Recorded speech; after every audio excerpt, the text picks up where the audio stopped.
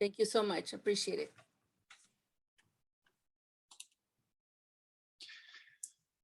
Okay, so I'm David German of Vanneman German, the firm that used to be Newman, Aronson, Vanneman.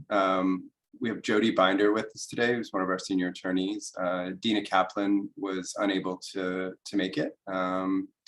And so Jody has graciously agreed to fill in. We've been seeing a lot of, there's a lot of last minute changes in terms of how distance learning options have been made available to families and what choices people have. There's been a lot of disorganization and confusion at the school level and miscommunications from LAUSD personnel to families. So, there's only a few people on. We'll have enough time to talk about any questions that you have. And so hopefully you aren't among the families that have been having such kind of dramatic shifts in what they're hearing from the district and what the district's willing to offer. But we have some thoughts on how to deal with those issues. Things are changing very rapidly. State law was recently enacted to replace the distance learning option that districts had built up over the last year and a third or so. And to do that, to provide all distance learning instruction through independent study programs. And so we assume most of the people on here are from LAUSD. If that's incorrect, please let us know, because the problems you're facing might be slightly different. But LAUSD has had a difficult time kind of implementing that and getting people set up with distance learning with the independent study model, and then and what they're able to offer through independent study is often inappropriate for students with significant special education needs or learning challenges that require real support rather than just kind of modification, accommodations to help them access stuff. Independent learning requires a significant amount of self-direction for students, and so a lot of our clients are unable to benefit from it without huge modifications. And so that's kind of what we've been seeing in the wild first week of school. Jody, do you have anything before we get started going through the slides that you want to? No, I'm just going to introduce myself. I'm Jody Binder, and I've been with Newman, Aronson, Vanneman, and now Vanneman German for 25 plus years. So I just echo what David's just said. We're seeing a lot of craziness right now, and we hope today we can shed some light or help you through any questions you may have. Okay, so I'm going to share my screen to put some slides up, and Jody and I will kind of bounce back and forth, I think, as we go along. Jody, does it look correct? Yes. Okay, so maybe get started and you can let me know how you want it moved along as we go, and we can switch back and forth as we. Sure. So you can switch to the next slide. So, this is just a little disclaimer, so to speak, to say that, as David mentioned, everything is changing really rapidly. So what we're providing, the information we're providing today, is up to date as we know it today, and it could change tomorrow. So we urge you to check local websites. We update our website with current information, which you have here. The Family Focused Resource Center is another option. And of course, the Down Syndrome Association will keep updated information as well. So just keep checking, because things are changing rapidly. So we're going to start with just a little bit of an overview of the law and the IEP process, just to make sure everybody's on the same page with that. So school districts are required to provide a child who's eligible for special education with what we call a free appropriate public education, otherwise known as FAPE. And that means that the district's required to provide your student with an education that's reasonably calculated to enable him to make progress appropriate in light of the child's circumstances. And so David, if you want to go to the next slide. Basically, what that means is that we're individualizing the program based on each child's needs, and those needs are determined based on an initial assessment where we look at cognitive functioning and processing issues, academic achievement, social emotional functioning, and the district gathers that information, develops an IEP that includes present levels of performance to know where the student's currently functioning, goals and objectives. Well, first they'll establish eligibility, I should back up, and then the present levels of performance, and then they'll develop, the IEP team will develop goals and objectives to address the areas of deficit, and then offer placement, accommodations, and modifications and services in which those goals can be met over the next year. And so the IEPs are reviewed every year to determine whether those goals are being met. And that's one of the ways that you're going to look at whether your child is making progress, to see if those goals are in fact being met. And the goals are written to tailor themselves to your child's needs. So while they may have a bank of different goals that they're choosing from, they should be tailored to your child's functioning level in all of those different areas.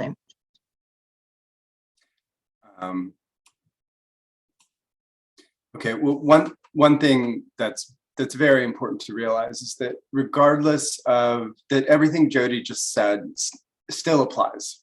Throughout the pandemic, throughout the distance learning, the various methods and attempts to kind of get distance learning in place, the district had an obligation to provide an appropriate program for all students with disabilities throughout the time period.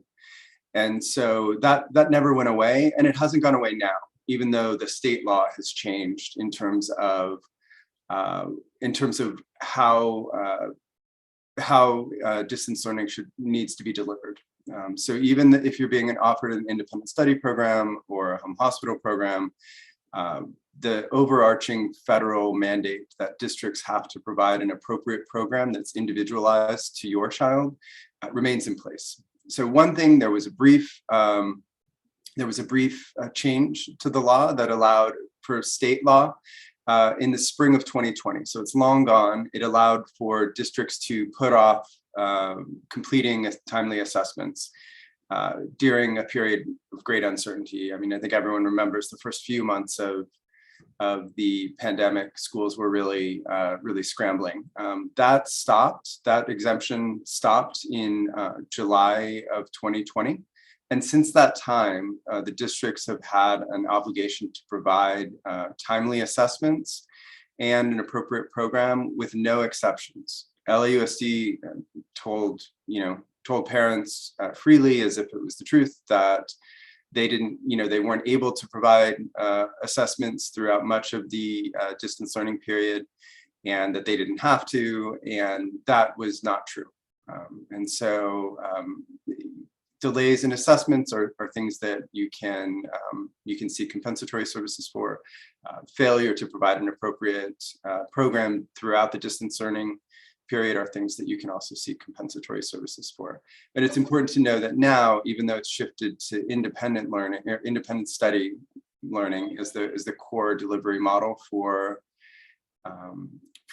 distance programs, they still have the same obligation. Federal law, which all of the special education stuff, even if the obligations are repeated again in state law, they're all driven by requirements of federal law, which overrides any choices the state may make. That still stays in place. The state can't just decide not to follow that law. Oops.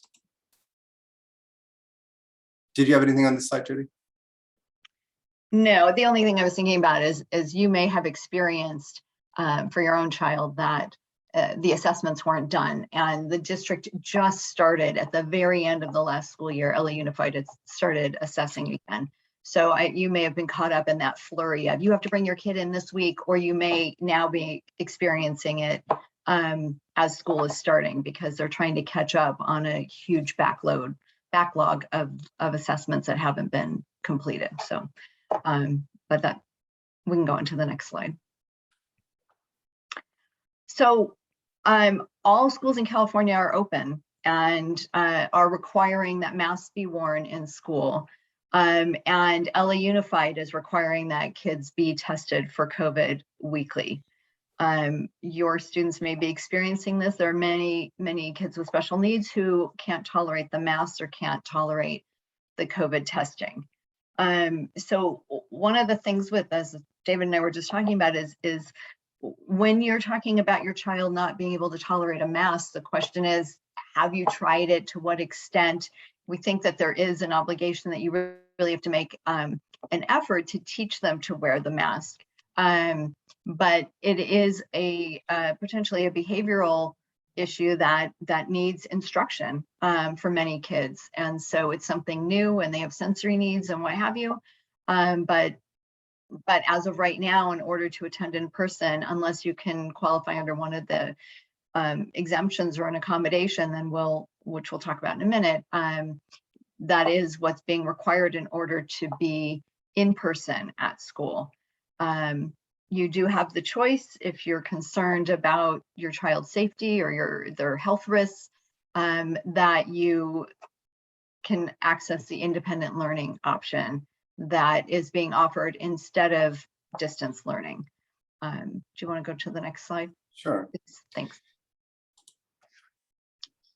So as David was mentioning, the statute changed just a little over a month ago, which did cause all the districts in California, as far as we know, to just be scrambling, because basically they were told, you know what, you're not offering virtual distance learning this year. That's no longer an option. You have to offer independent study.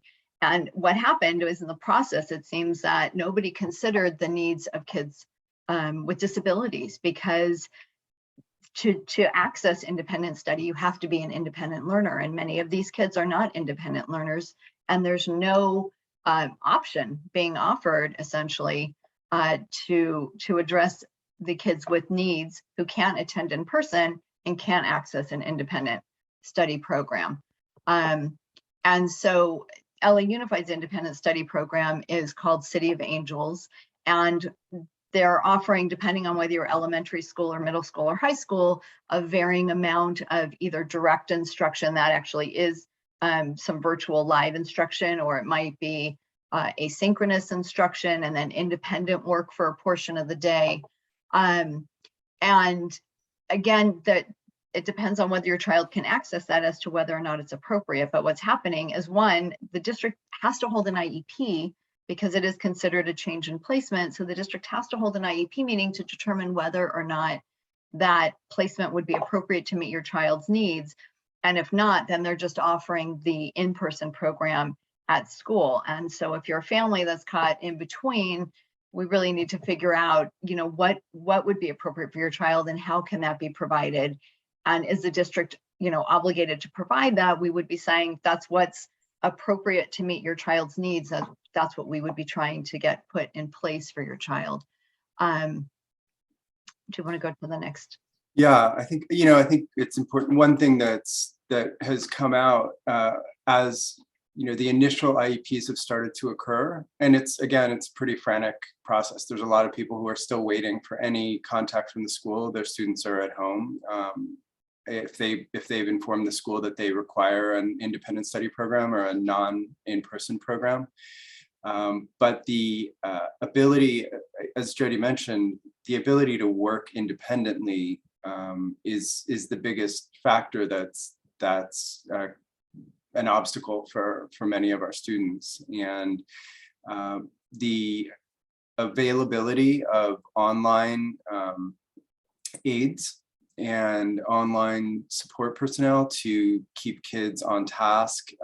You know, I don't think I ever thought I would say it. I spent the whole last year having case after case where I went into the district and said, we need more in-person support, and we need you know, live support, because an online aid is not helping my client at all. It's essentially useless, because I have so many clients who just couldn't understand what the function of it was and what was going on, and couldn't benefit from having an online aid.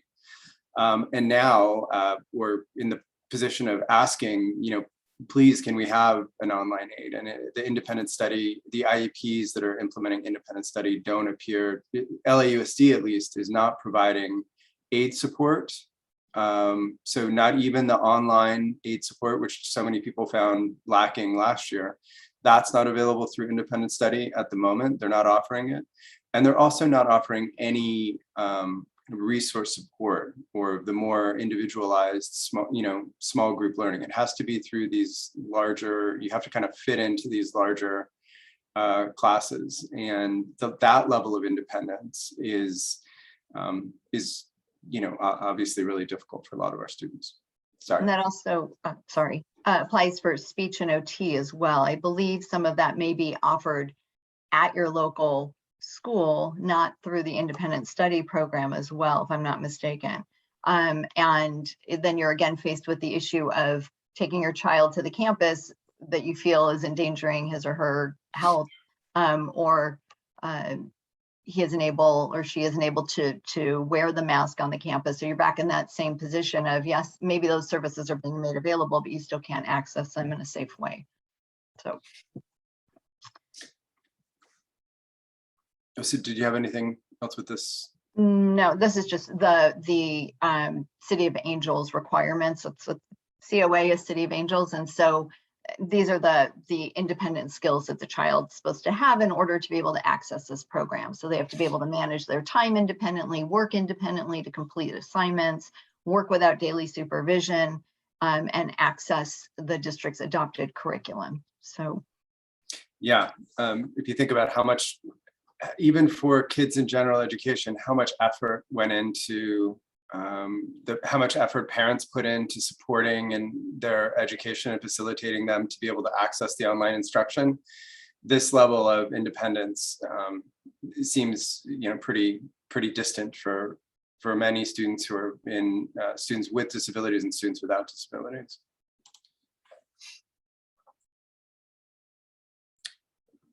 So this is what we were just talking about. So there has to be an IEP meeting prior to discuss whether independent study is appropriate. Services such as resource, OT, and speech may not be available.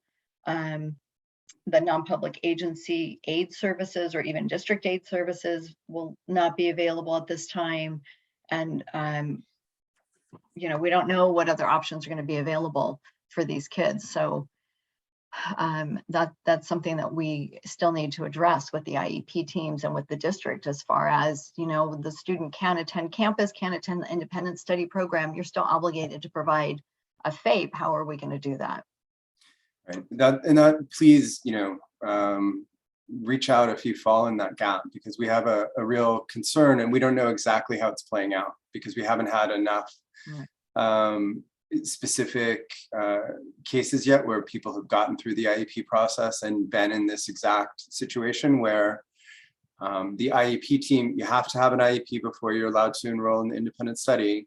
And it's in the law, and as districts are advertising it, it says that the IEP team must make the determination that a student can be appropriately served within an independent study context. So many students, I think if we're being honest and IEP teams are being fair to the student, many students, the IEP team is going to have to say, this student can't have their needs appropriately met through the independent study program. At the moment, we've heard very concerning and conflicting information about what districts are doing in that situation. Some seem to be as extreme as saying, well, we've made an offer of an appropriate program in person. The law says we have to offer this other option if it's appropriate. It's not appropriate. So that's what we have for you. And you have to make a choice. We don't believe that that complies with the federal law. We think that, an IEP team, if neither of those two options is appropriate, they have to create a program, make specific accommodations to figure out a way to provide a meaningful education.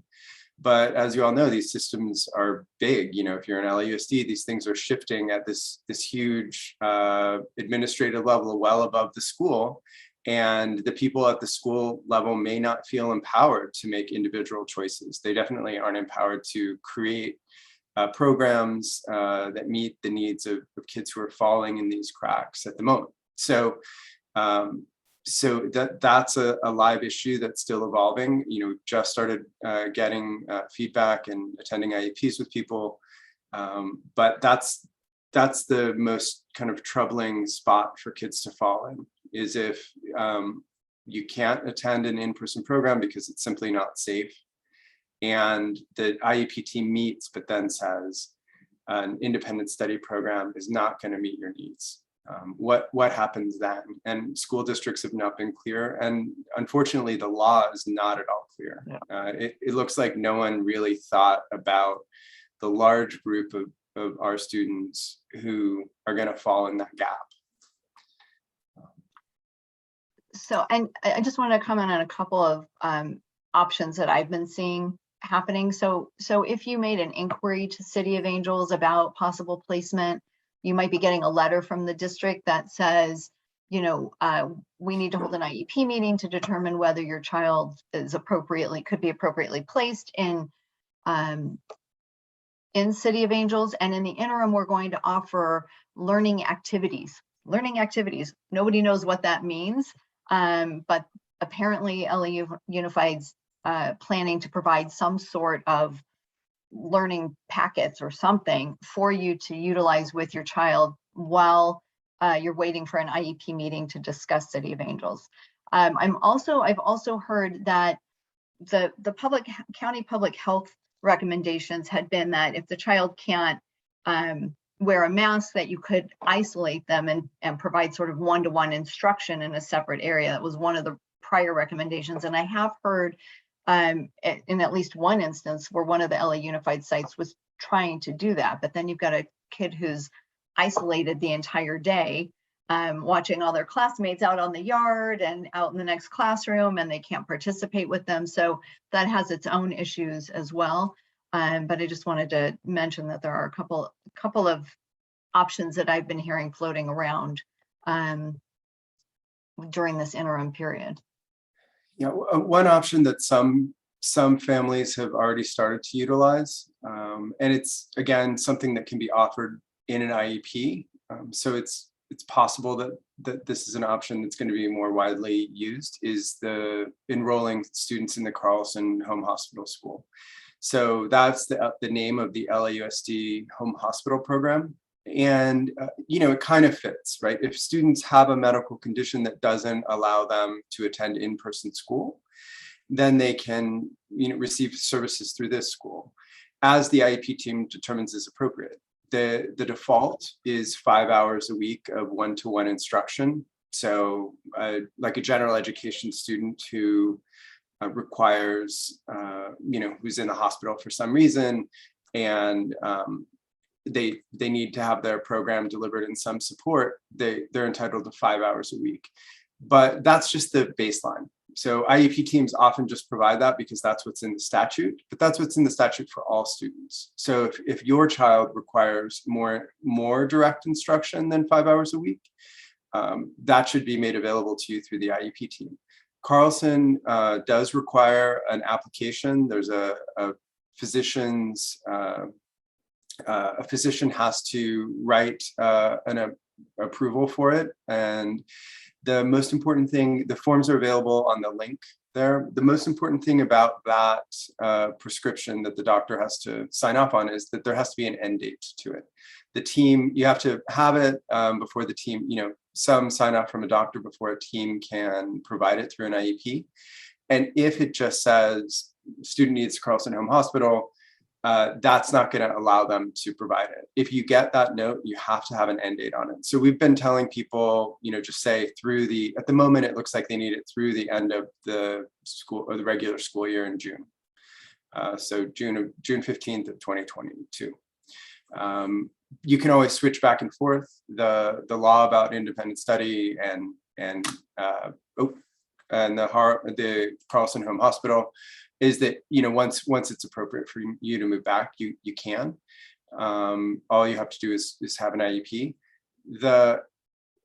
important difference in the Carlson Home Hospital is that an IEP team can add services. So they can say, still it's going to be obviously be difficult to deliver things through distance learning, but it's an option that will allow IEP teams to provide ongoing online aid support.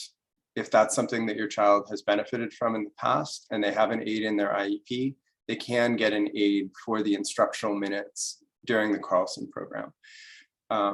Carlson is also making some changes to the way its program is delivered. It previously was really a one-to-one thing where they would send teachers to students' homes or to meet with them wherever they were.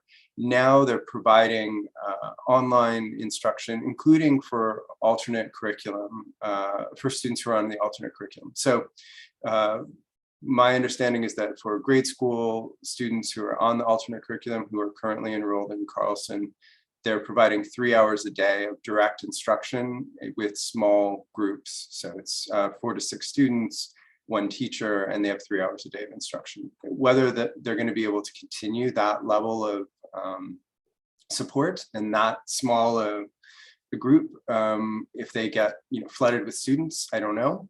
But at least at the moment, that's the model they're trying. So it may be a way, if you fall in that gap we've discussed, Carlson may be a way to build a program with your IEP team that could meet your child's needs.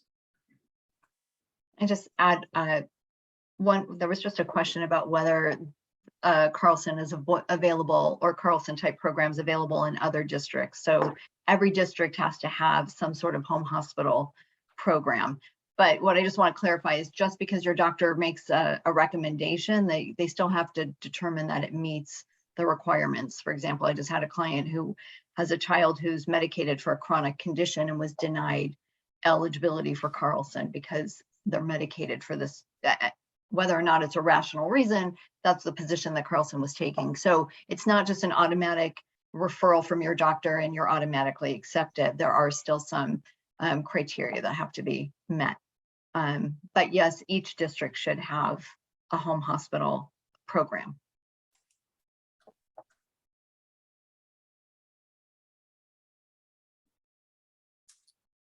Looks like this is stuff that we just went through.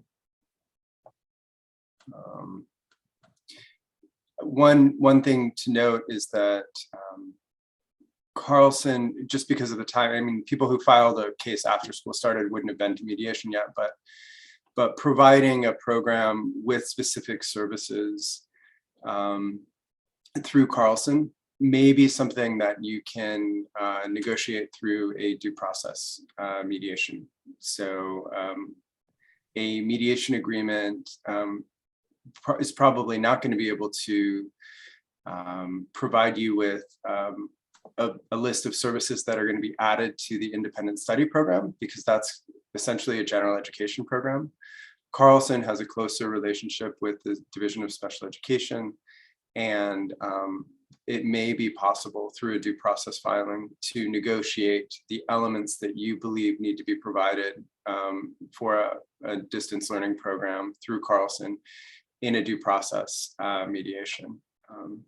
It's not necessarily the case, but I think that the Division of Special Education has more flexibility in terms of the services that they can put in place through Carlson.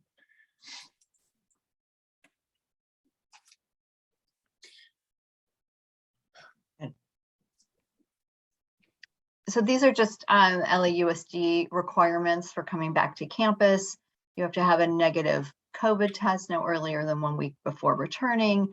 You have to answer daily health questions.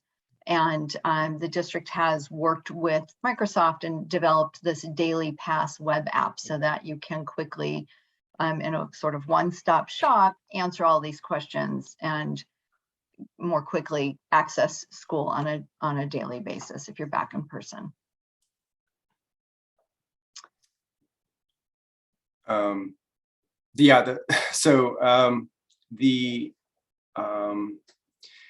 The duty to continue providing an appropriate and individualized education continues. As we said earlier, federal law overrides any individual state modifications to how services are being delivered.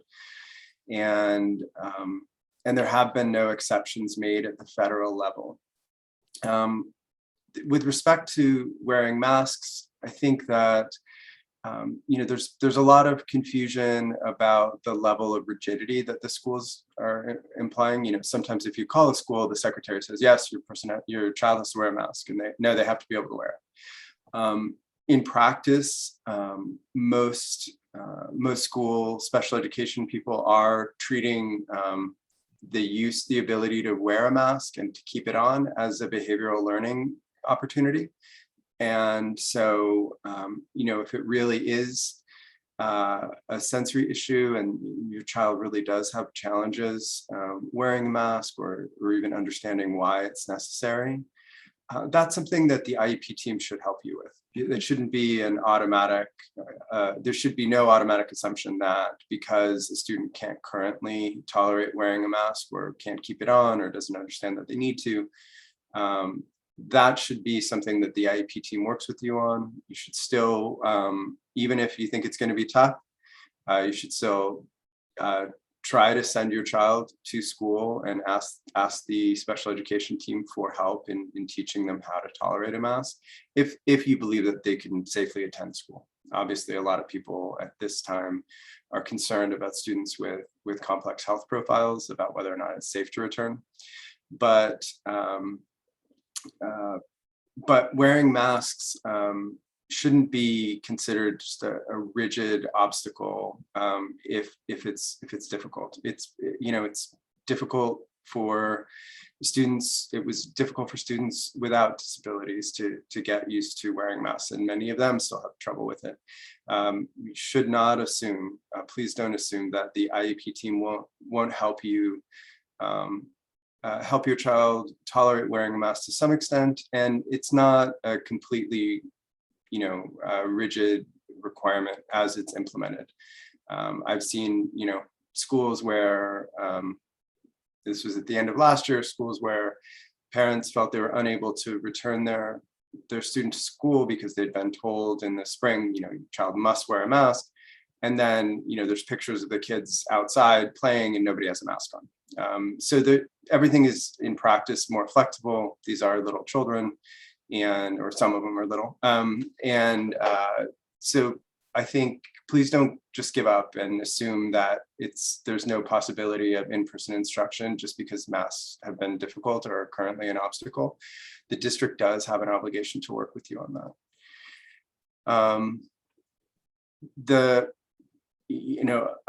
I don't know, Jody may have more thoughts on the least restrictive environment requirements. I mean, there's obviously one of the core requirements of both the IDEA and of what FAPE means, what an appropriate program is that the program be delivered in the least restrictive environment appropriate to meet your child's needs, which means to the greatest extent appropriate, their program is delivered among typically developing peers, so that there is not a presumption of segregation, and that the presumption is that everyone is fully included.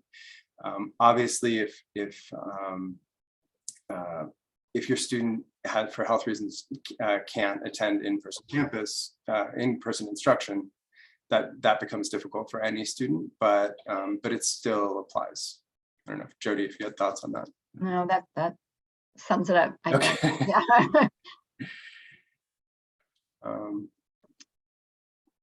So again, there are possible exemptions available, and you might get a letter from your doctor if there's a documented reason why your child can't wear a mask, where you can then present it to the district and you can talk about exemptions or accommodations to allow your child to enter the campus without the mask requirement. But again, as David mentioned, the district should be working with you to make the campus accessible for your child with the mask issue, and work on helping your child to tolerate the mask if that's what the problem is. And as he mentioned, just don't throw in the towel right off the bat and say, I can't wear a mask, I can't go to school, work with your school to try to figure out how you can allow your child to access the campus. So students with disabilities are one of the exemptions listed in the California Department of Public Health guidelines. But again, there's some provisions made, but it doesn't go far enough. So when you can't wear a traditional mask, you can wear a face covering. But if you can't tolerate the clear face covering, like the face shield, you're still in the same boat. And then there's not a next step that's provided as far as guidelines for what do we do if you can't do either. You know, I think the idea was that then you'd go to this independent study program, which is not, as we've discussed, appropriate for a lot of these kids. So it's really just the same issue that there are exemptions that are supposed to be made, which means the district should be working with you to find a solution to allow your child to access the campus if you can't wear a traditional mask.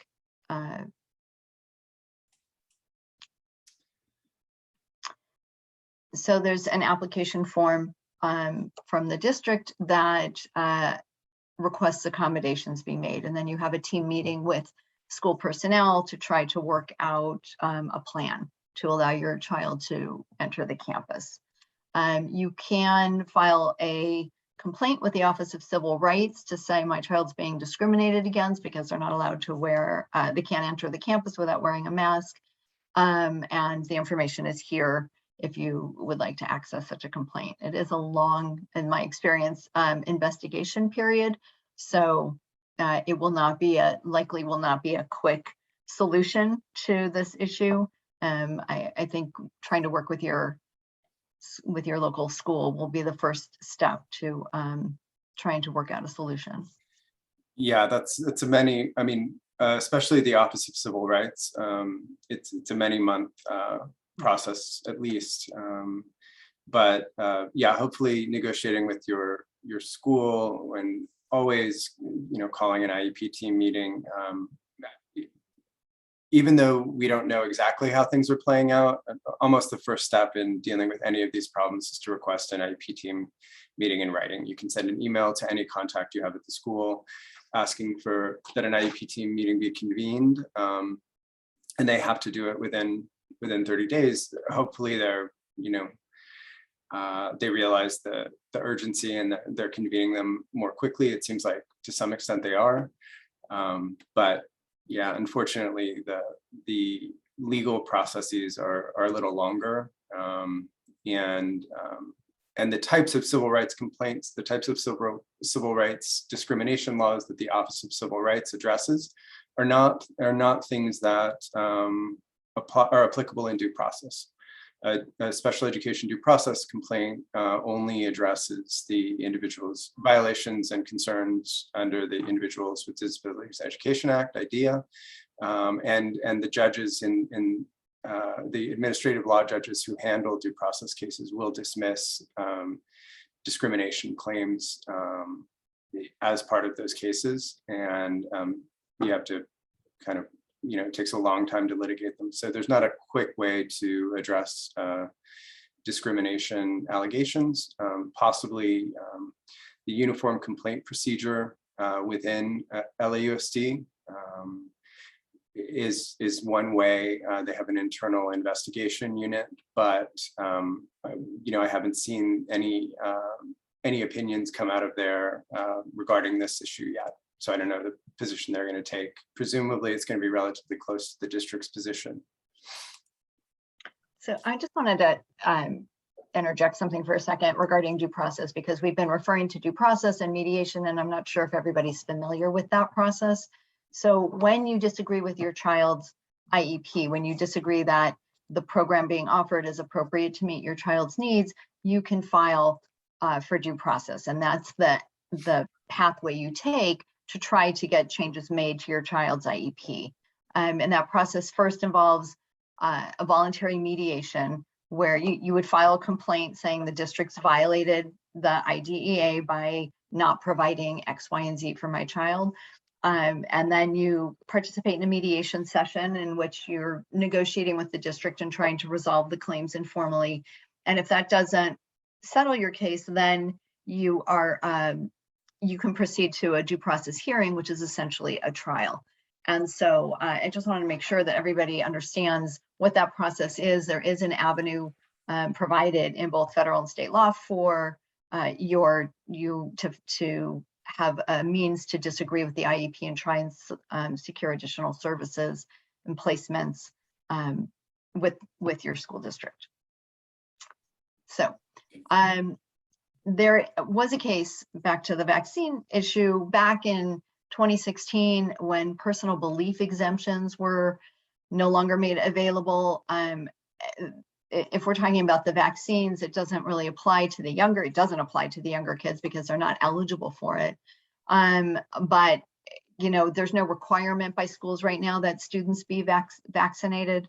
So this is just a case that's out there in case that does become an issue. There may be this provided for an exemption for students with disabilities to mandatory vaccine requirements. So that may be just something to keep in the back of your mind should vaccines become required for students at a later time.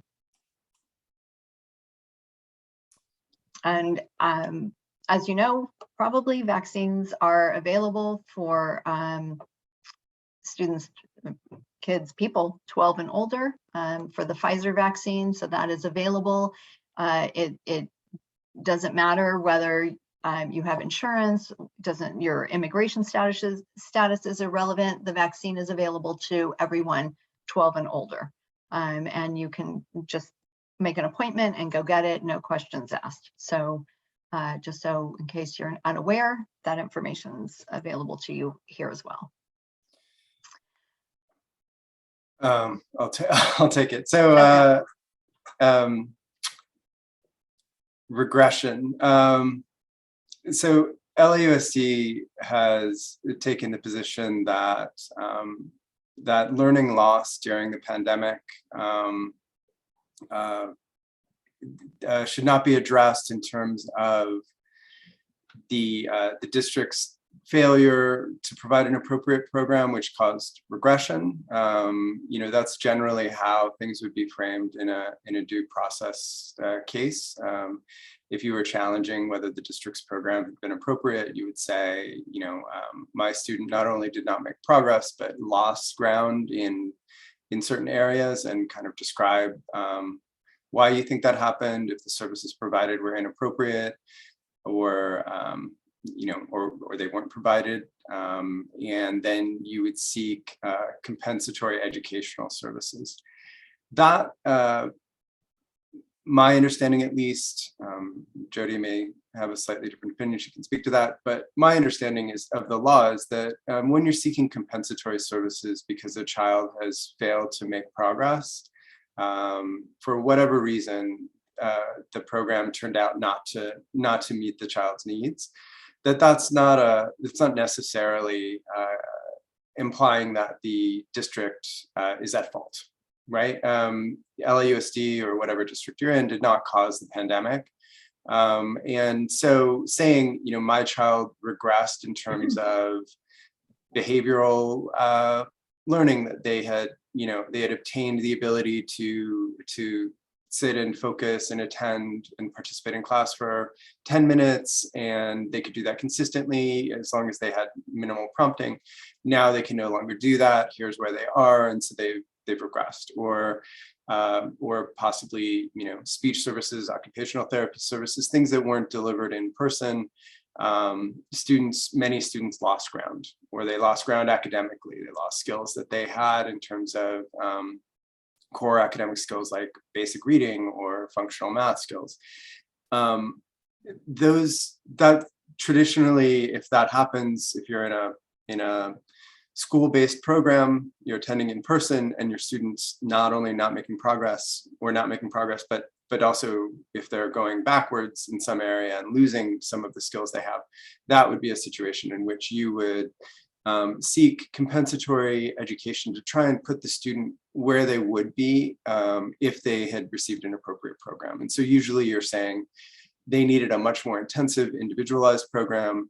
and you provide, the district with options for how you'd like that to happen, either through individual instruction or additional instruction moving forward at school. And there's some negotiation about that. The district, LAUSD, has put out extensive literature and done trainings for their special education staffs about, well, it's not regression, it's not our fault. That implies that we did something wrong. And we don't have to provide compensatory educational services for regression, because compensatory means that we did something wrong, to compensate you for our failure. And that's wrong, we didn't do anything wrong. And so instead of compensatory services, they're calling it recoupment services. It's the same thing. As long as nobody's blaming the district for this. They didn't need to do all these trainings. They could have done better jobs in some sense, in some situations. Obviously, some of you probably have real valid concerns about how your child was provided with instruction or services during the pandemic. But you may hear this difference in language between, well, we only have to offer this amount of recoupment services, and recoupment services are the same whether you're in special education or not, and to somehow minimize the loss that students with disabilities have suffered, and say, well, everyone lost ground, and so you should kind of be okay with that. You don't have to accept that. You don't have to accept that. The obligations of school districts are simply different for students with disabilities. Our students don't have time to waste. Regardless of a pandemic, regardless of how hard it was, we don't have time for our students to lose ground that's not immediately made up and aggressively made up. We don't have time for a student during their education to not be making consistent progress at their level, because we need skills to be built over time.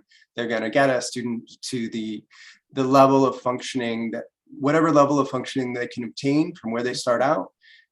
They need to get there so that they can have as much independence and as much opportunity for choice in their later life after they're out of school or out of their transition program as possible. And so if if you happen to get in this discussion where, no, we don't really owe you compensatory services, actually we can just give you, the same kind of some additional instruction, and that's actually going to be rolled into your regular instruction. Don't buy that. You don't have to buy that. That's kind of how I've seen it start to play out a little bit. Students who qualify for special education services are unique, and they do have different rights, and it's not okay that this happened. We don't have to say it was the last year and a half is we're not blaming the school district, but we can still seek compensatory education. Our students should still be given an intensification of services to get back to the place where they would have been, but for the learning loss that has occurred during this period. That's kind of my take on it. I don't know if Jody, if you have a slightly different. No, I just want to tack on actually one more step to that, which is if you're at your IEP meeting, I think what David said is 100% on point, but I think where you might run into some confusion is you're at an IEP meeting and you say, my child lost ground this last year, he regressed. And the IEP team says, oh, don't worry, we're going to offer your program and we're going to offer these recoupment services.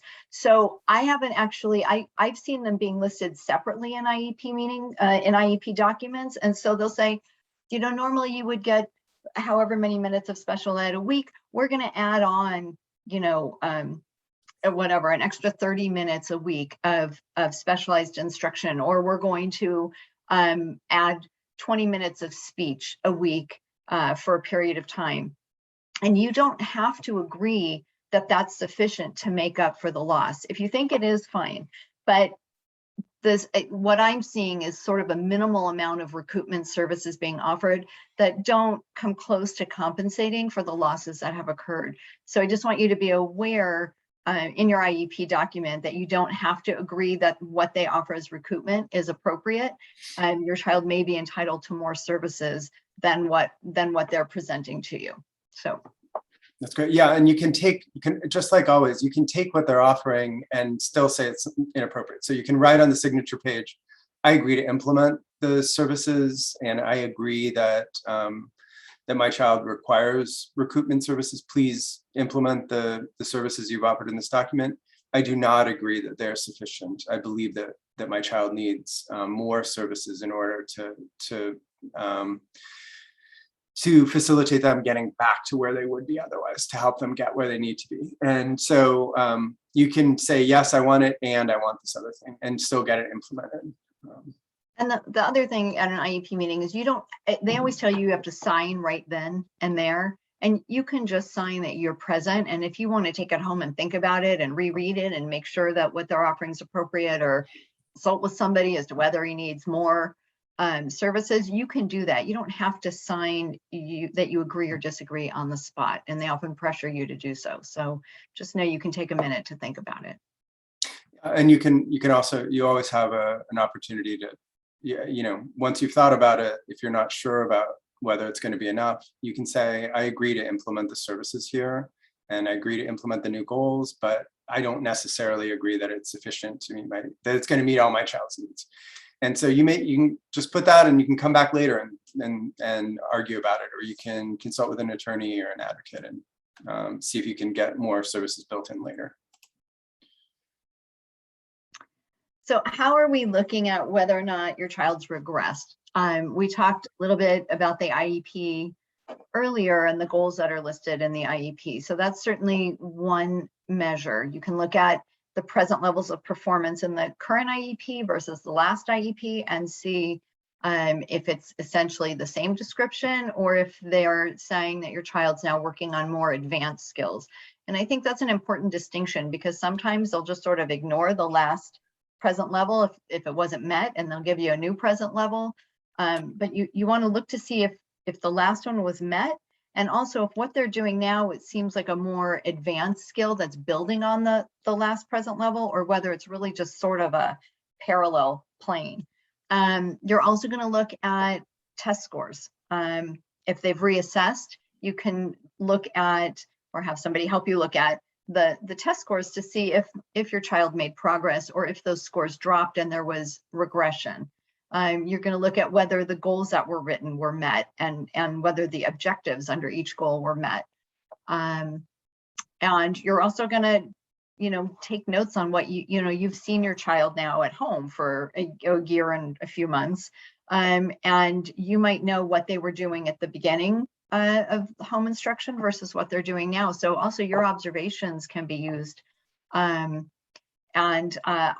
the other way you can look at it is whether your child received the services that were in the IEP. So if he was supposed to get, or she was supposed to get direct speech therapy an hour a week, but instead you got a packet given to you, or an activity to do once a week, you may see that your child lost language. You may see that no progression has been made, or no progress has been made. So your observations also are, your input can also help support regression, but you're also going to need some documents to support it. So looking at the IEP, the goals and objectives, and as well as assessment results are going to help you in that area. And just let's take this as one opportunity. Parents and their statements about what a child needs and whether a child is making progress and whether services are sufficient are routinely dismissed by IEP teams. You think your child can do more, or you think your child, that the expectations are too low, or you're telling them, no, actually the OT services aren't working. He hasn't met these goals. I've tried to do the same things with him at home or her at home, and it's not working. IEP teams can be, not always, but many times they're very dismissive of what parents are saying. And that you know your kid better than anyone else, right? And that's why, and it's so maddening. But in this case, one good thing about you having been on your child's shoulder for a year and a half of instruction, helping them with every single thing they were doing, and implementing a lot of asynchronous instruction and working through speech and occupational therapy materials, is that they can't say that now. You are the expert. right? And so, and they're still, from what I've heard from people, they still have that attitude. Well, no, we know, but for once, you're the one who, in school too, has the most direct connection about how your child was doing in terms of progression or regression and what their big areas of need are. So when you walk into your next IEP, please, don't let that happen again. If that's something that happens to you, feel confident to say, actually, it's interesting that you say that, but you were, behavioral aid, were online, and the fact that my child kept running away from the camera, and you actually don't know what was going on. I know what was going on, and here's what was going on. And I think it's one possible benefit that no one has more information. It's always true, but school teams are dismissive of it because they say, well, we don't see that at school. That's not our experience at school. Your child can't do that at school or something, or we don't see that behavioral need at school. Now they can't say that. And so take this as an opportunity to say, like you always are, but to say, no, I really am the authority about what's happening during learning. And I want you to listen to me about what my child's needs are moving forward.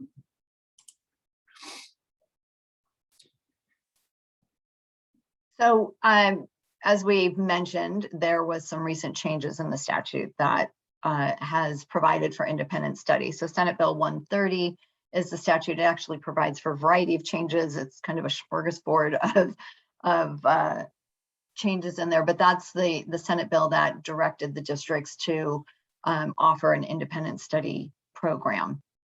And then there's also a new statute that's directing the districts to offer an alternative dispute resolution program. So they're anticipating that there's going to be a lot of parents upset about losses during the last year. And this was actually, as I had read, pushed through by some school districts, but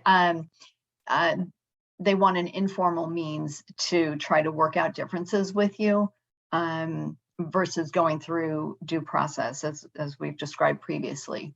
So you're not under any, I don't believe, any obligation to access this program if it's provided to you and there's a resolution that you think is fine, that's something you can certainly consider. I would just be cautious about signing away any rights, waiving any rights, resolving all claims. They'll have a variety of language in there that may prevent you from seeking additional services if you ultimately feel that what you agreed to wasn't sufficient. So I would urge you, before you enter into any voluntary dispute resolution agreement, that you consult with someone to make sure you fully understand what's being offered and what you're giving up in exchange for that.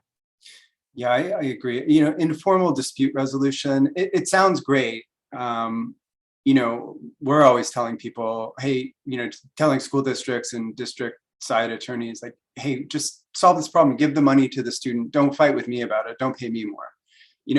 Everybody understands that having to bring lawyers into special education disputes is a big transaction cost that, it's not ideal to pay lawyers a bunch of money when all that money could be going to services for kids. Nobody who cares about kids and is in this work likes that aspect.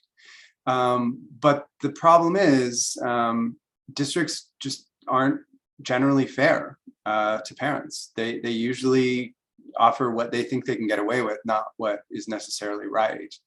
And so I think people know that, in IEP meetings, you often have this feeling, that, districts will say no, just kind of reflexively when you ask for more services. And it seems like they're hoping that most people will just go away. And if a few people come back with a lawyer, oh, that's okay, we'll just give it to them. But now we only give it to 5 people instead of 100 people. And that same feeling, if for this voluntary alternative dispute resolution, if I had a real belief after seeing so many, hearing from so many parents about what they faced with districts, if I had a real belief that districts were gonna, in good faith, try and offer meaningful services, I would be guiding people to this option. But when we see offers, people often will bring us an offer from an informal dispute resolution with, say, LAUSD, and there'll be a written offer, and it's a quarter or 10% of what you could get if you went in and you had representation who knew what was possible. It's often really unfair. And it's someone who has almost as much experience as Jody or I on the other side of the table. They're special educators, but most of the people writing those offers, most of the people that you have to negotiate with for alternative dispute resolutions are very experienced, very senior special education administrators. And they have a huge advantage in terms of knowledge. Even if you're a very knowledgeable and sophisticated and engaged parent, it's difficult to have the kind of repetition of what's possible. How did these cases work out? And so, hopefully hopefully districts will, whenever this gets implemented, will use it in a way that's fair and meaningful. But I wonder. More.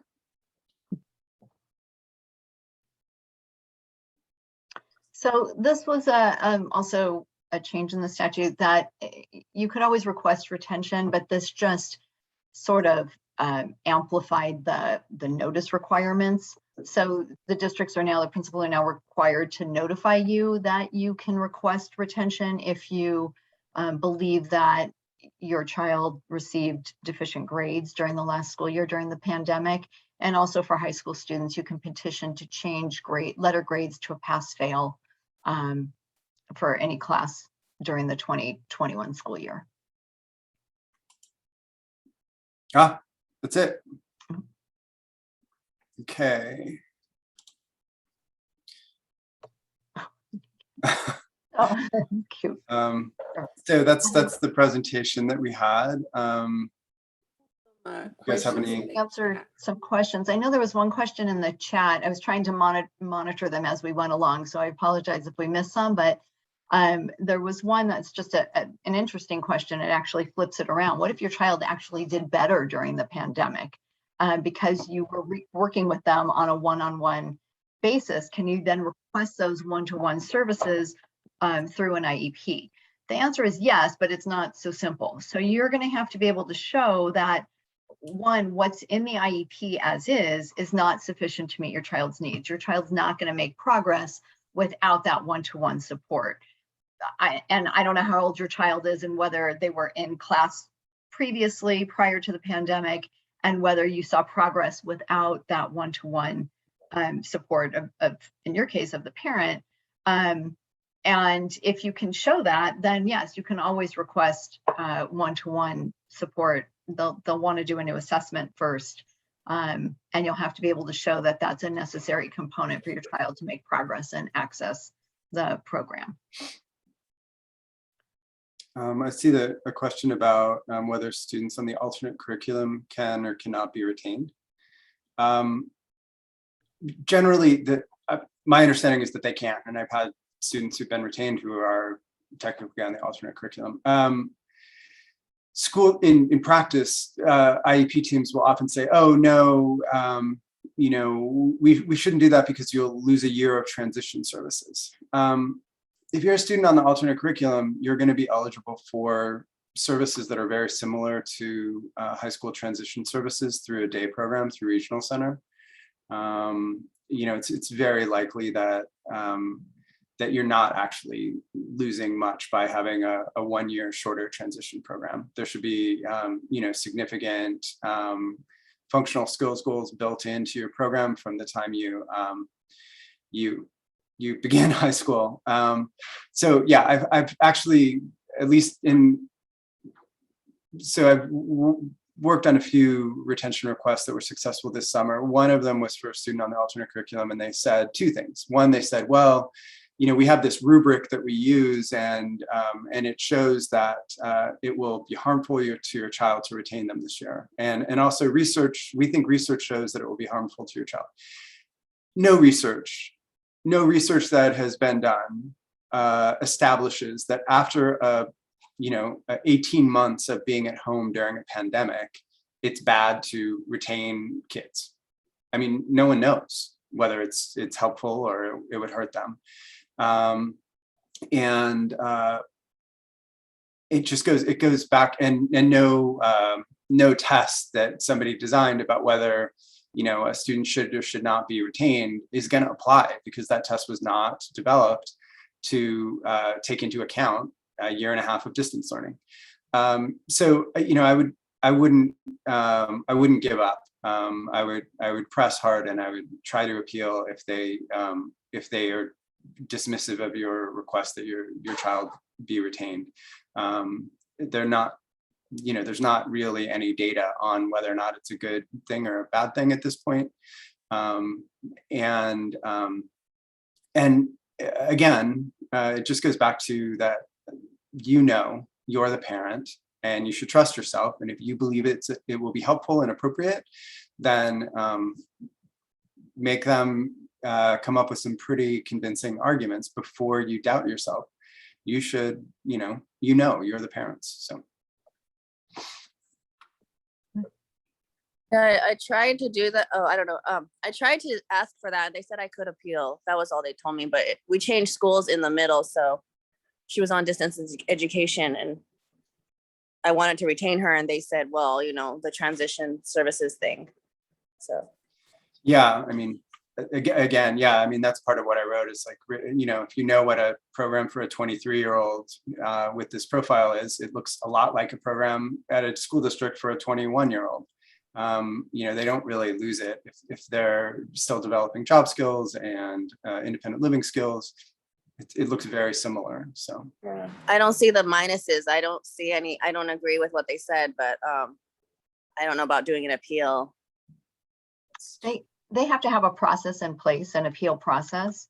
There's supposed to be a team meeting and there's supposed to be teacher input, and right. So you can certainly request it, and there's not, I think the general theory is, you know, that they don't think regression helps kids recoup services, as you know, by repeating a year, because you're right. And that's I think the general theory is that you're entitled to the services in whatever grade you're in, and they're going to be working at your level, whatever the child's level is. So it doesn't matter whether they've been retained or not. But there's a whole other aspect to it. I mean, you've got, you know, school readiness skills, you've got social and interpersonal skills, you've got a whole variety of aspects that they should be looking at. They're actually supposed to provide, I think the statute again was written more towards kids on diploma tracks, and that's the question. You know, it's not, it doesn't say that, but that seems to be the implication, because they say you're supposed to be provided with intervention prior to considering regression. But I didn't mention regression. I just told them that was a reason, but I didn't actually do an actual request. I just did a question, you know, thing. I was just talking to the special ed director. I didn't actually request it, but they did tell me her age was a factor. Is that true? Like if she's currently 7 and she's gonna be 7 this fall, and she's gonna be in 1st grade. They told me she's too old to retain her because she went to TK. At the age for the kindergarten. No, I mean, the statute breaks down when you look at, and I don't recall off the top of my head what the different breakdowns are, whether it's between kindergarten and 1st grade, and then before you go into middle school, before you go into high school. There's different points where they're looking even more so at whether retention's appropriate.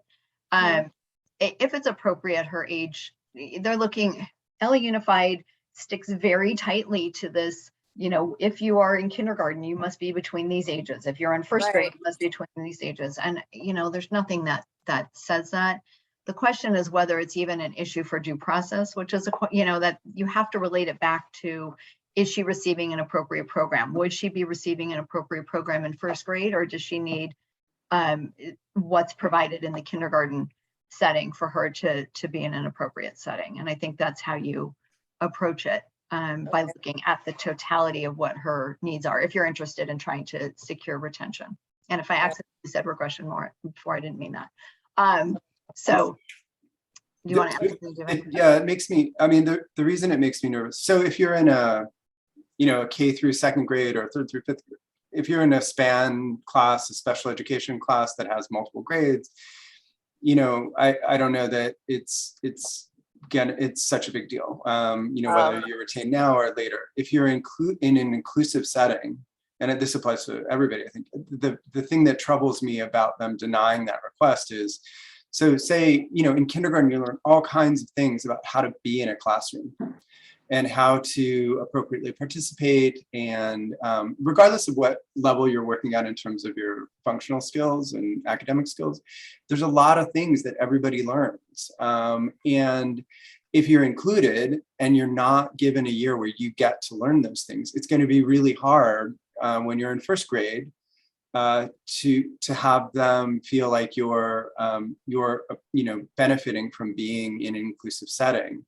And so if you are denied the opportunity, your students denied the opportunity to go back and master those skills to the extent that they can, then I fear, because I focus a lot on inclusion cases, I fear that down the line, they're going to say, oh, you have to move to a more restrictive setting because you can't do X, Y, and Z.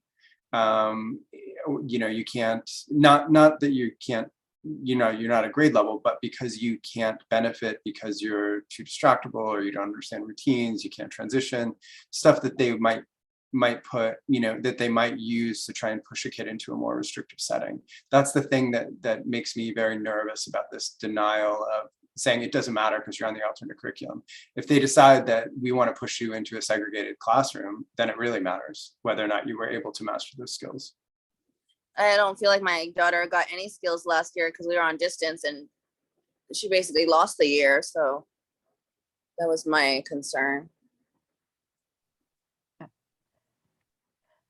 Okay. Okay, thank you. Sure.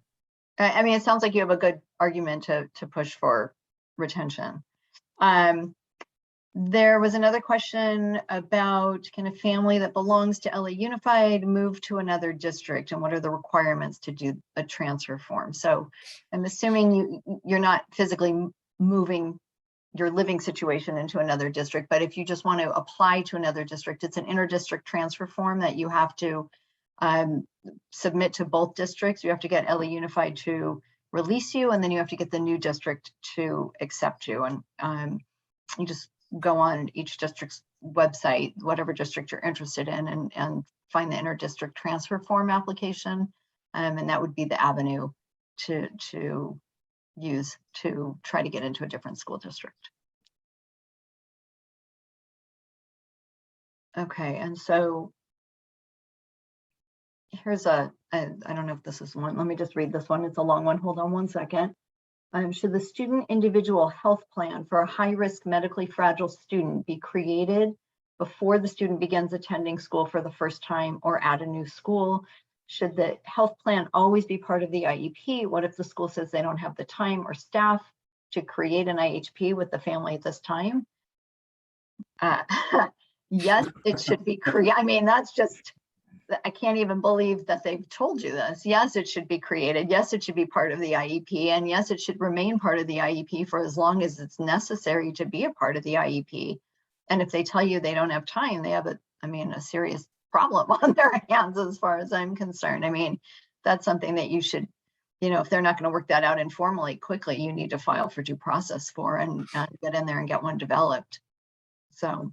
Yeah, if they have time for any IEPs, they should have time to do your individual health plan. I mean, and not having time is not an excuse, but you're one of the students that they should be most focused on getting your program in place. You can't have students on campus it's unsafe for them to be there, and the staff doesn't know how to support them if something happens. So yeah, you should, I agree with Jody, you should push pretty hard, and if they don't respond appropriately, you should quickly file a case for due process to try and get somebody else involved. One of the things about due process, about filing for due process, is that it takes it out of the school, right? So if you're having conflicts with your school team and you have a lawyer file a due process case, say we file it against LUSD, I mean, we never talk to the people at the school. The people, the LAUSD representatives may call and say, hey, what happened? What's going on with this family, this child? But but they barely do. I mean, they are, you know, in a totally different place, and LAUSD is a huge district. They're much more focused on how do we solve this problem. And so it gives, if an IEP team says no and you file for due process, I'm sure they don't appreciate this, but I see it as a way to allow the district to say yes to you. It's just, you're giving them an opportunity to say yes in a different form. You create a problem that someone else has to solve, right? You're not your IEP team at school. It's not personal. It's not about them. You just go away and have a lawyer ask some other person in the district at a different level, can we resolve this rather short of going to hearing? And it's almost always the case that they want to sort it out without having hearing, because they're very expensive and inefficient, and they take up a lot of district resources and time. So in any district, if you do that, it has two effects. So the fact that I can help, or Jody or I can help you do that, is one thing. We get it done. But the other thing is we want to transfer that ability to you guys, right? So if an IEP team just says no, no, no, and you're asking for reasonable things, and you come back 1 year and you say, oh yeah, sorry, you guys said no, but here's an agreement that says I get what I asked for because it was reasonable. And then they do it again. No, we're not going to do it. And you file again, and you get another agreement that says you get that service. You know, they're people, they get tired over time, and they're just like, all right, just if it's reasonable, just say yes. Like we want them to say yes to you when you ask for something that's appropriate for your child, rather than the reflexive, no, that's too much money, no, that's too hard, no, we don't do that. And so shifting that ability to you, where they know they're going to eventually probably have to give it to you, is a better place for you to be in an IEP meeting. If you have a team that's really just, they're just negative and they don't want to support you when you're asking for reasonable things. I think that probably had nothing to do with whatever question we were talking about. I'm sorry, I got off on my. I have a crazy question for you guys. I know it's too late for my son, but if, like my kid, he aged out in the middle of the pandemic, and there's no way to retain them because they age out. Is that I mean, that's the only conclusion that I came out with. But or is there a way to retain kids since in the pandemic they didn't do much of anything? Are you saying beyond the age of 22, like beyond the Yeah. age of aging out? 22, yeah. We actually, I just had a fairly recent experience with that. And I think it's a difficult argument to make. I mean, it can be made, but I think they're going to age them out. You can seek compensatory services still, though, and ask for some sort of block of services that he can access beyond the age of 22 to make up for whatever wasn't done.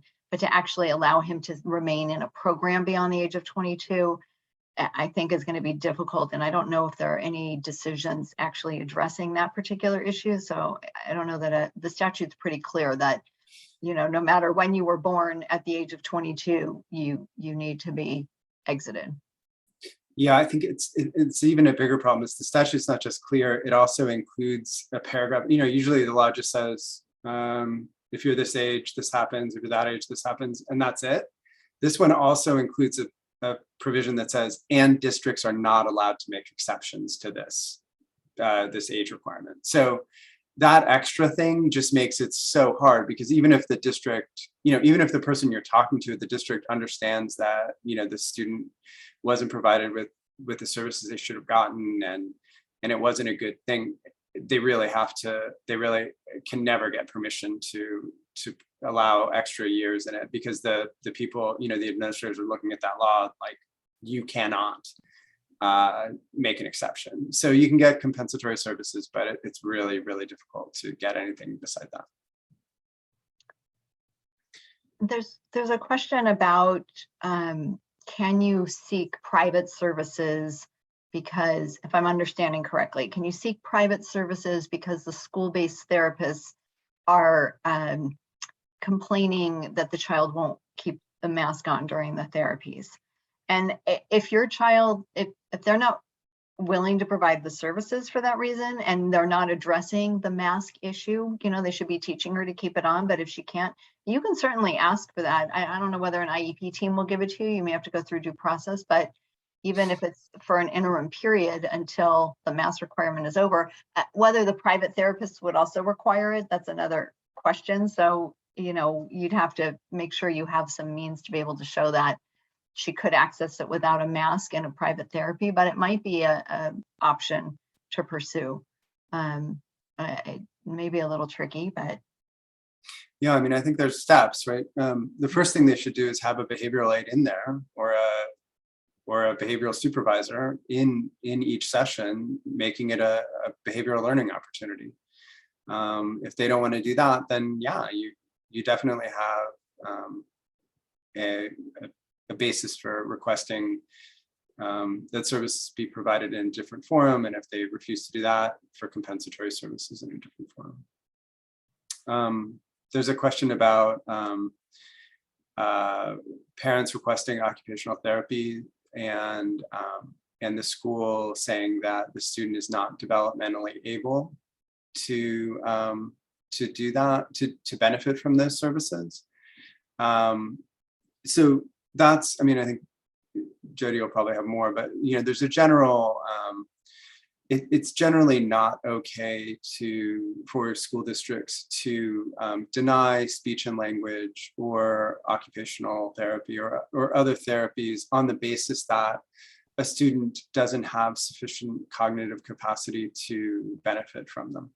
So that's called cognitive referencing. The research shows that it doesn't make any sense, because students' abilities to learn language skills, or in this case, to benefit from occupational therapy, can be completely distinct from their ability, their general cognitive abilities. So they should, they're not allowed, or at least it's not a sound basis on which to deny a student particular services. So you probably, if they're convinced that, you have individual providers at schools, and this person just believes, oh, your student has significant cognitive challenges, so they can't benefit from me. That just shows that they are not a provider who believes in the abilities of students with significant challenges. They're not someone who sees potential in kids, and so they're going to be a difficult person to work with moving forward. So you might try and get compensatory services outside of school as a remedy, but generally it's not an appropriate basis on which to deny any kind of a service. I think one of the problems is that they're refusing to assess her for whether or not she needs OT. And I would just, if you're able, go get an independent assessment and give notice first. How do I do that? Do I give the school, because they just keep saying we can't do the assessment because you can't wear a mask. Once she can wear a mask, you can come back and get it. Once she goes into person, you can come back and get it. But it's been going on 2 years coming up. So, because we've been with COVID, and I think, again, you're going to have the same issue with trying to get an independent assessment. If they're requiring masks, I don't know what the private assessors are going to require. Right. I don't know whether an OT, I mean, they could at least do a virtual observation if, because she's not verbal, so they said they can't really do that, and it won't really work well because she doesn't pay attention really on Zoom stuff, so they didn't want to do virtual. They were for a while. Well, she can't wear a mask.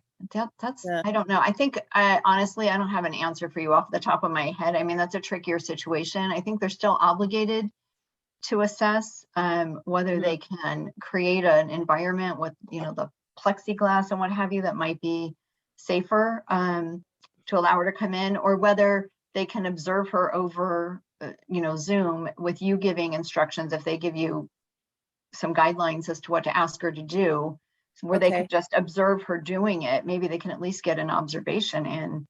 That will, are you talking for like fine motor tests, or you talk, I mean, they're getting very specific to your child's needs. Well, they never went into detail. They just said to me, well, virtual wouldn't really work for her age because she's going to be 7. She's 6 right now. We said for her age and because of her nonverbal abilities, virtual will be difficult. Also, she doesn't pay attention very well on virtual. It's a hard. I would ask them, I would go back to it again and say, she needs to be assessed, she needs these needs. I believe there are needs that need to be addressed. Do a virtual observation until we can do something more. Give me instructions of what to tell her and you watch and see how she does it and start there. I don't know, David, do you have any other thoughts on that? I think you could say, well, I'll get her tested, within 24 hours of bringing her for an assessment. In truth, you have to say to them, look, okay, so what's our alternative, right? We need you to get creative because we're not going to have 2.5 years instead of, 1.5 years of this. She can't lose this entire period without services on this basis. So if you want to, get her tested and have a private person do it with a mask and a face shield on, and she doesn't have anything on, presumably that would be safe, or they can find someone who's open to doing it. But I would keep pressing because the alternative is just that she sits and doesn't get anything. And so if I do the independent, do I go there and do that first, or does the school have to first offer that they'll pay for it?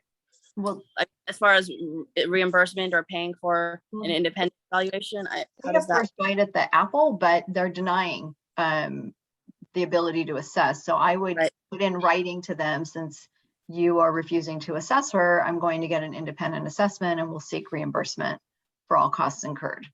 Oh, okay. So I have to first do it and then they reimburse me. Yeah, but you have to give notice first in writing. Okay. Yeah. Explain, and they'll probably send you. So the thing they will do is when you send them a letter saying, I'm going to go do this because you've refused to assess her. And I'm going to seek reimbursement from the school district for the costs I pay in doing so. They will send you a letter right afterwards saying, okay. No, we're not going to pay for it. And here's all the reasons why. Just ignore that. Right.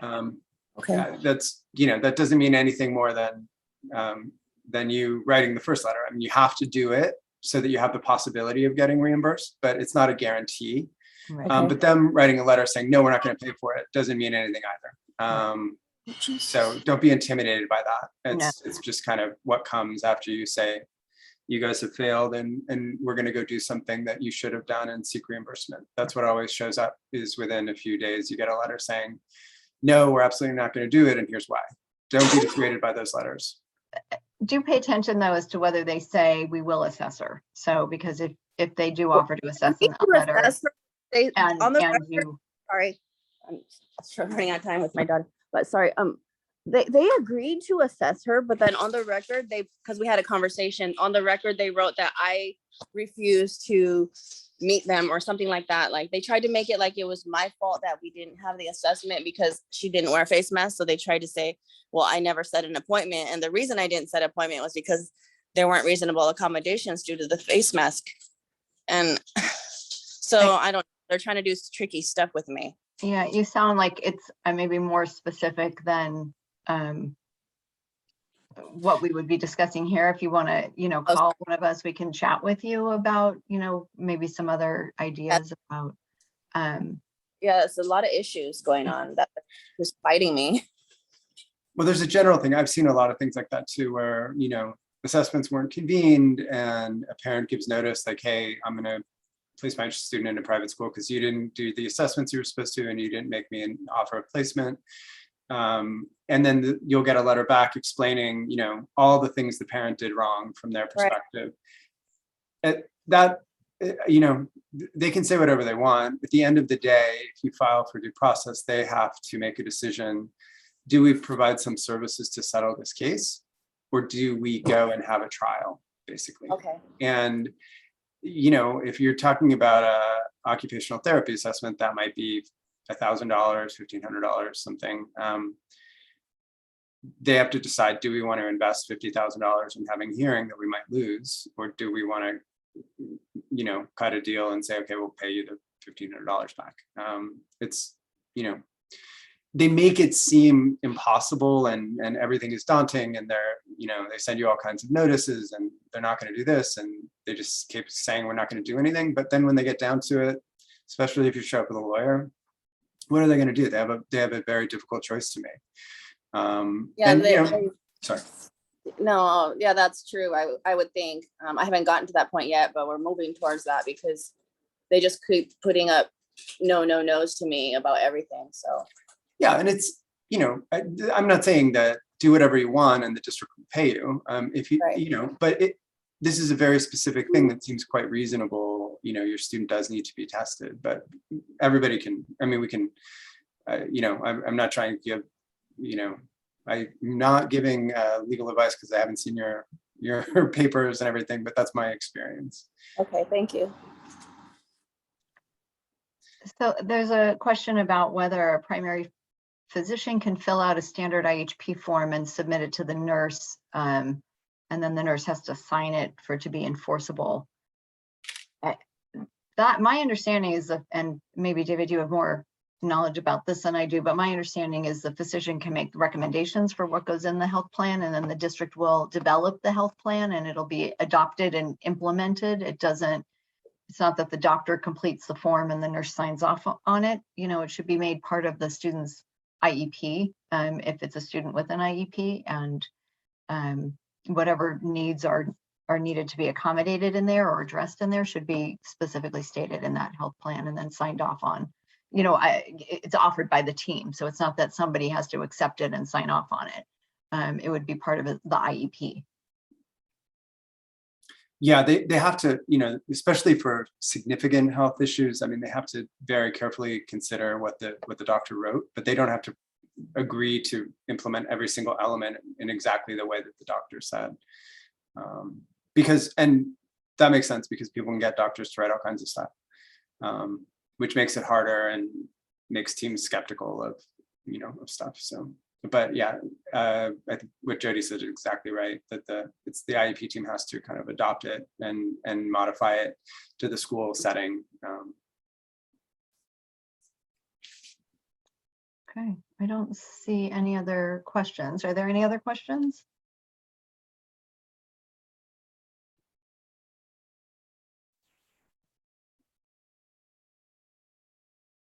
I gotta mention is that we've heard a lot now with COVID, they're asking families to sign paperwork that they don't want assessments because it's not going to change their kid or their services. So, let's just sign it that you're okay with everything that we're offering. We don't need assessments. Even I've had a couple of them that were due with their 3-year assessments, and the district didn't want to do them. Right, because they're trying to get out of their backlog. There is provision in the IEP that says, do the parents and the team agree that no further, no additional assessments necessary next time? So, if that box was checked at the last IEP meeting or at the last 3-year, then that may be the reason they're doing it. But it sounds like they're trying to get out of their backlog of assessments, and parents certainly have the right to request another assessment if that's what they want to have, if they want to see how their child's doing. It may be that they just don't do the cognitive testing, the IQ, the cognitive abilities, but they still test for academic achievement or vocational skills or self-help skills or all of those kinds of things. So, but no, if the parent wants it, they should not be, they should just tell the district they want it, and the district still has an obligation to do it. Yeah, they'll often check that box and then say, well, we don't need to assess because we know that your child still qualifies for special education.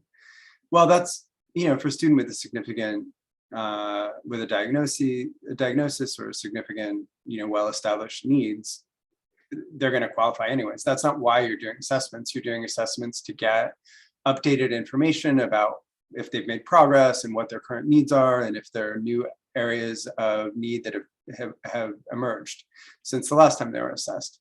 So a lot of times they'll check that box without parents saying that we don't need to assess without parents even realizing or being informed. They won't even discuss it. Regardless of whether that's checked, you can still write a letter saying, you can still write a letter saying, I request that my child receive a comprehensive assessment in all areas of need. And they need to respond to that appropriately. They can't just say, oh, you checked a box, so you don't get it anymore. You can request assessment and they should complete it up to once a year. So there's a question about whether we offer this workshop in Spanish. I think we are next week or We're this doing week. one on Friday, the 27th, and we're gonna offer an interpreter to be able to have this in Spanish. So yeah, if you can send me your information, I can send you the flyer and then you can register. I'll put my email in the chat.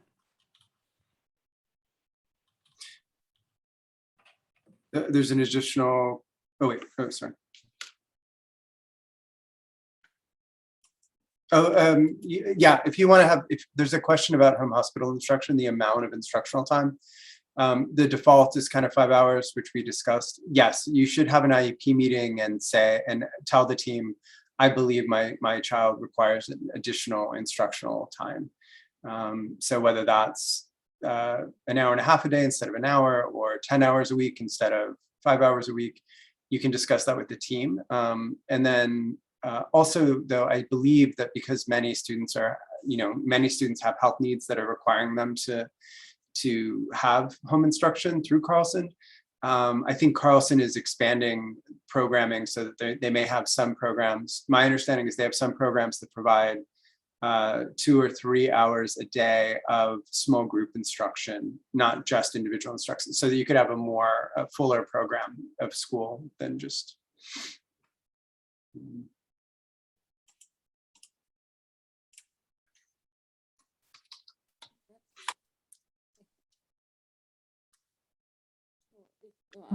Thank you so much for your time, Jody and David. We really appreciate you spend your whole morning here with us.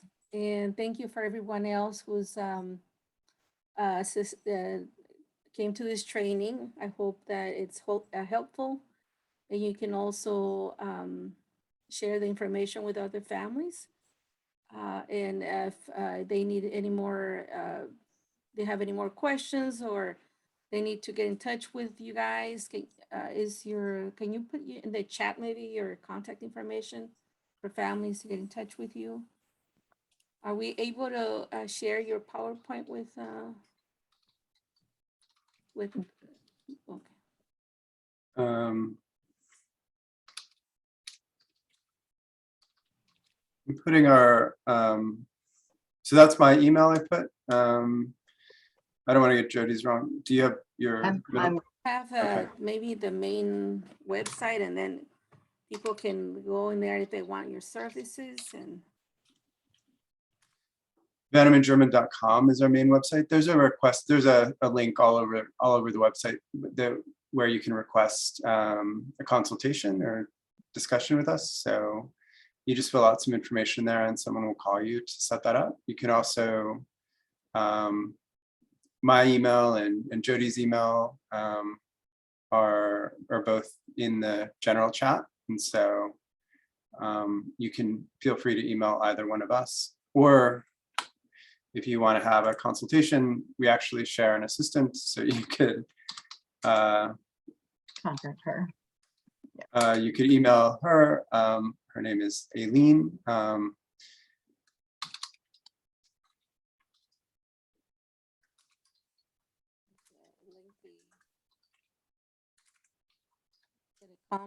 Aileen Eduardo, you can email her, and also if people need to schedule an appointment with us and they would prefer that the consultation be in Spanish, she can set that up also.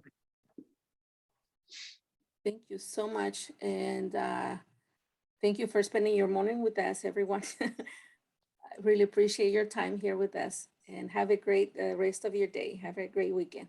Thank you. Thank you all. Thank you. Thanks a lot, guys. Thank you. Bye.